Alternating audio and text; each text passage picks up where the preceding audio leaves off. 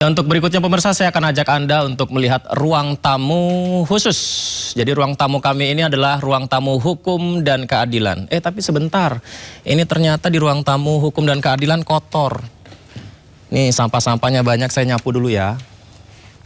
Saya sapuin dulu. Ibarat korupsi, sampah harus dibersihkan. Loh, tapi masalahnya ternyata pemirsa, sapunya juga kotor. Sapunya harus saya bersihkan dulu ya. Gimana ini ya? Pengen membersihkan sampah, tapi sapunya juga kok kotor. Aduh.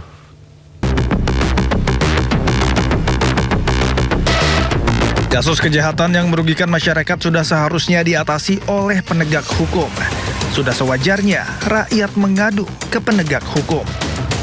Kejaksaan RI berdasarkan Undang-Undang Nomor 11 Tahun 2021 memiliki tugas di bidang pidana menuntut pelaku kejahatan, melaksanakan putusan pengadilan, melakukan penyidikan tindak pidana khusus seperti korupsi. Dan di bidang ketertiban umum mengamankan kebijakan hukum, meningkatkan kesadaran hukum, serta fungsi tugas lainnya. Salut untuk jaksa yang masih bertugas maksimal.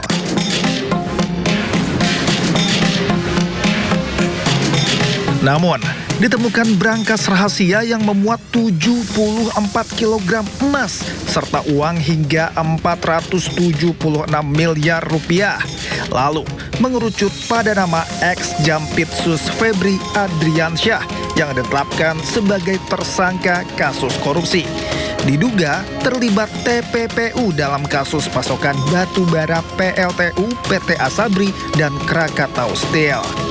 Kemudian, institusi polisi berdasarkan Undang-Undang Nomor 2 Tahun 2002 tugas pokok Polri adalah memelihara keamanan dan ketertiban masyarakat, menegakkan hukum serta memberikan perlindungan, pengayoman dan pelayanan kepada masyarakat. Salut untuk sejumlah polisi yang masih bertugas dengan maksimal. Sayangnya, ada oknum yang mencederai nama institusi Polri.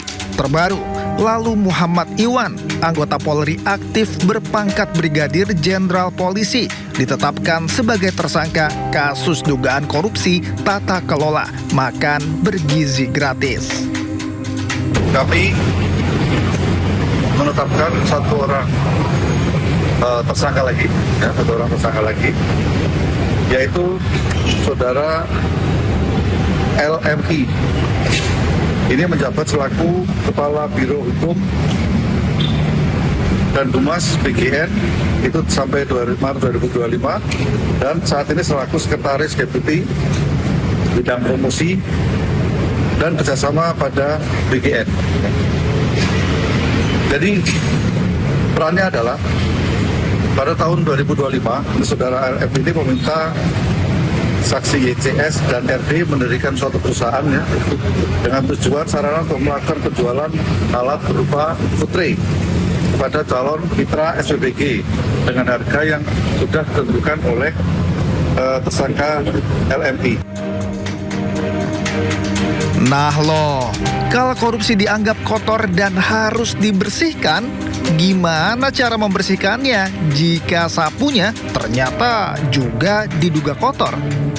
Lantas, rakyat harus mengadu kemana lagi ya? Ya, menarik itu ya. Dan menjawab pandangan Mahfud MD tadi soal penanganan perkara Febri Adriansyah, Ketua Komisi 3 DPR Habibur Rahman menilai proses hukum dari Polri ke Kejagung merupakan penyerahan, bukan pelimpahan. DPR juga berencana mendengar masukan dari Mahfud MD secara langsung. Ini anggota DPR bukan hanya berkepentingan untuk bicara, tapi kami justru harus mendengar, termasuk masukan dari Pak Mahfud. Apakah sudah sesuai dengan KUHP atau belum? Ya, kalau menurut Pak Mahfud belum sesuai dengan KUHP, ya mungkin kami juga akan undang Pak Mahfud. Ya, kami akan dengar pendapat beliau, kan beliau profesor. Ya, kita tentu kalau keilmuan harus banyak belajar dari beliau. Kalau menjadi masukan ya akan kami teruskan. Ya, jadi kita belum sampai kesimpulan itu, Pak. Memang itu bukan pelimpahan sebagaimana rangkaian hukum acara pidana dari penyidik ke penuntut. Ya, itu bukan, itu penyerahan. penanganan perkara dari institusi namanya polisi, Polri, Barreskrim Korps ke institusi lain, kejaksaan. Ya, jadi pelimpahan, pengalihan, atau penyerahan para pejabat negara yang masuk dalam Satuan Tugas Penertiban Kawasan Hutan Satgas PKH. Rapat digelar usai Febri Adriansyah yang sebelumnya menjabat Ketua Pelaksana Satgas PKH mundur dari jabatannya sebagai Jampitsus. Ya, rapat digelar tertutup di Kementerian Pertahanan Jakarta Pusat, dihadiri sejumlah pejabat antara lain Panglima TNI Jenderal Agus Subianto, Jaksa Agung ST Burhanuddin, serta Kepala BPKP Muhammad Yusuf Ateh. Sejumlah hal dibahas diantaranya optimalisasi, sinkronisasi, serta evaluasi pelaksanaan tugas Satgas PKH. Sementara itu Satgas PKH saat ini belum memiliki pengganti ketua pelaksana usai Febri Adriansyah ditetapkan sebagai tersangka korupsi dan TPPU. Jubir Satgas PKH Barita Simanjuntak menegaskan dinamika hukum yang menjerat mantan Jampitsus Kejagung tidak akan mengganggu pelaksanaan tugas maupun pencapaian target Satgas PKH. Prinsip organisasi tidak ditentukan orang perorangan, tetapi sistem tata kelola yang baik. Nah, jadi dengan itu kita memiliki mekanisme hukum. Ya, persoalan penegakan hukum adalah wilayah tersendiri yang dikerjakan, dikoordinasikan dengan baik dan prudent oleh Satgas. Makanya dalam melakukan 3 fungsi Satgas tadi, baik misalnya dengan Perpres juga penguasaan kawasan hutan, lalu pendakian denda administratif, dan pemulihan aset di kawasan hutan, itu sudah berjalan selama ini dan lancar. Masalah penegakan hukum itu adalah ranah dari aparat penegak hukum dan dikoordinasikan dengan baik. Jadi itu tidak terpengaruh sama sekali dalam berbagai dinamika yang ada, karena prinsip hukum kita tidak tergantung pada orang perorangan, ya, tidak tergantung pada pribadi per pribadi, tetapi sistem pengelolaan yang diatur oleh mekanisme ketentuan peraturan itu yang kita kerjakan sebagai satu bentuk akuntabilitas organisasi yang dapat kita lihat. Kejaksaan Tinggi Jawa Tengah beberapa waktu lalu membenarkan tengah melakukan pengumpulan data seluruh SPPG, pemirsa.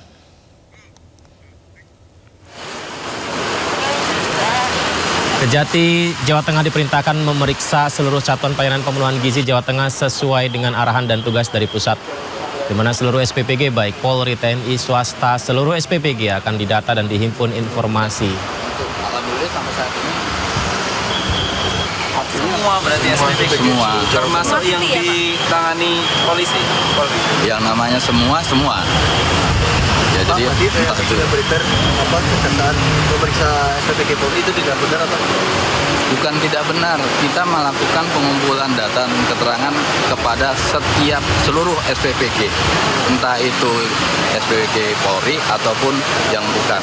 Jadi semua, nggak ada pilih-milih ini Polri periksa, ini bukan periksa enggak. Tapi di lapangan ada kendala belum? Belum tahu. Kita masih pengumpulan data.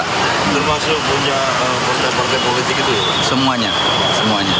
Makanya banyak yo. Di Jawa Tengah tuh Banyak ribuan yo. Kan tiap desa satu toh. Pak, yang berarti yang beberapa minggu yang lalu pemeriksaannya di Polres Kudus ya Pak? Nggak ada pemeriksaan Mas. Yang ada on the spot, full data, full bucket. Kami tidak memanggil, tidak memeriksa. Kita mengumpulkan data dan keterangan on the spot. Komisi 3 DPR RI menggelar rapat bersama Perhimpunan Advokat Indonesia Peradi membahas rancangan undang-undang perampasan aset. Rapat digelar di ruang Komisi 3 DPR RI di Senayan, Jakarta dipimpin Ketua Komisi 3 DPR Habibur Rahman. Dalam kesempatan ini Habibur Rahman membantah ada tuduhan yang menyebut DPR menolak RUU perampasan aset. Ia menjelaskan pembahasan RUU perampasan aset masih terus berlangsung dan memang membutuhkan waktu cukup lama karena merupakan undang-undang baru. Ya, besok lusa pun sampai akhir masa sidang ini. Jadi teman-teman nggak benar kalau katanya DPR menolak pembahasan RUU perampasan aset. Ini faktanya ya, kita hadirkan advokat-advokat terbaik ya yang paham sekali soal penegakan hukum di Indonesia untuk memberikan pendapatnya. Tadi pagi sudah ada mahasiswa, ada juga doktor dari kampusnya Pak Hariponto dari Pancasila ya. Sudah 2 minggu juga kita full ya, Padang ya, hampir tiap hari ya. Ya, besok lusa pun sampai akhir masa sidang ini kita terus gas ya RPU Undang-Undang Perampasan Aset. Teman-teman, saya perlu sampaikan ya, mengapa kita perlu semaksimal mungkin mendengar aspirasi banyak orang terkait Undang-Undang Perampasan Aset ini. Kenapa? Karena ini sesuatu yang baru. Kita bukan membuat undang-undang perubahan, bukan. Tapi kita membuat undang-undang baru berdasarkan pemikiran yang baru juga. Ya, jadi kita tentu ada beban konstitusional ya di pundak kami di sini kalau mengesahkan itu ya harus benar-benar cermat dan mendengar ya masukan orang. Karena itu ada konsep meaningful participation. Dalam rapat bersama DPR membahas RUU Perampasan Aset, Wakil Ketua Umum DPN Pradi Sutrisno menyoroti mentalitas aparat penegak hukum Indonesia yang kerap menyalahgunakan wewenang. Bahwa kalau kita bicara tentang mentalitas aparat penegak hukum di Indonesia, kita semua mungkin semua tahu bahwa banyaknya penyalahgunaan kewenangan yang dia miliki terhadap masyarakat, yang ini akhirnya merugikan bagi negara dan juga bagi masyarakat. Dalam beberapa bulan terakhir ini bisa kita lihat bahwa banyak aparat penegak hukum yang tindakannya itu sangat merugikan dan cukup menjadi satu pandangan bagi masyarakat bahwa hukum ini tidak pernah berpihak pada masyarakat yang paling bawah. Tentunya saya berharap DPR bisa bersikap tegas dalam membuat rancangan undang-undang ini. Maksudnya bahwa seharusnya nanti pejabat yang bisa ditunjuk sebagai pihak untuk menelusuri, termasuk untuk melakukan penyidikan terhadap aset-aset yang dimiliki oleh pribadi-pribadi orang yang diduga didapatkan dari hasil kejahatan, maka saya harapkan ke depannya bahwa aparat penegak hukum yang melakukan penyidikan ini adalah memang pejabat-pejabat yang betul-betul mempunyai integritas yang tinggi. Itu yang pertama. Yang kedua, mereka pun juga punya komitmen yang tinggi bahwa dia melakukan tugas itu demi kepentingan bangsa dan negara.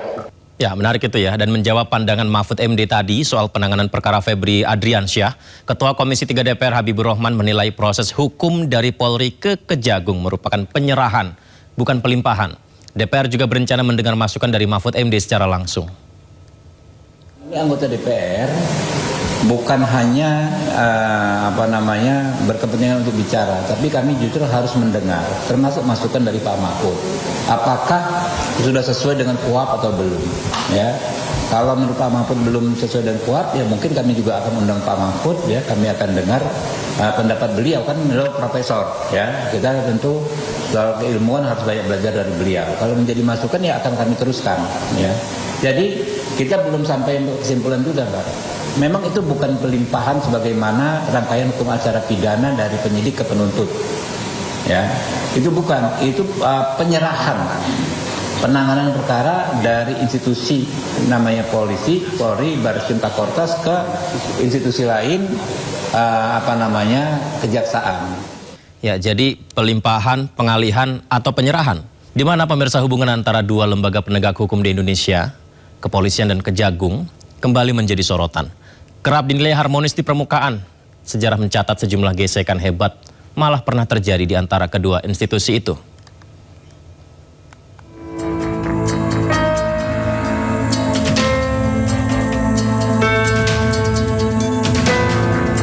Perseteruan Polri dan Kejagung sempat menyita perhatian publik pada April 2013. Saat itu, tim eksekutor Kejaksaan Agung mendatangi kediaman mantan Kepala Bareskrim Polri, Komjen Purnawirawan Susno Duaji di Bandung, Jawa Barat, untuk mengeksekusi putusan ingkrah kasus korupsi. Namun, eksekusi tersebut berujung kegagalan dramatis. Susno menolak dieksekusi dan mendapat perlindungan ketat dari sejumlah anggota Provos Polda Jabar. Blokade personal Polri memaksa tim eksekutor Korps Adiaksa mundur demi menghindari bentrokan fisik, memicu polemik hukum tata negara yang panas di masanya. 11 tahun berselang, Bara dalam sekam kembali menyala pada Mei 2024. Sebuah insiden mengejutkan terjadi di sebuah restoran di kawasan Cipete, Jakarta Selatan. Jaksa Agung Muda Tindak Pidana Khusus Jampitsus Febri Adriansah diduga dikuntit oleh anggota Detasemen Khusus Densus 88 Anti Teror Polri. Seorang anggota Densus sempat tertangkap basah saat memata-matai Febri.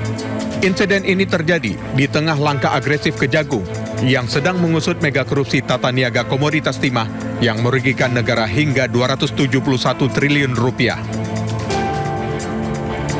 Tensi kedua lembaga kembali meruncing ketika jajaran penyidik di Ditreskrimsus Polda Metro Jaya bergerak melakukan penggeledahan masif di belasan tempat.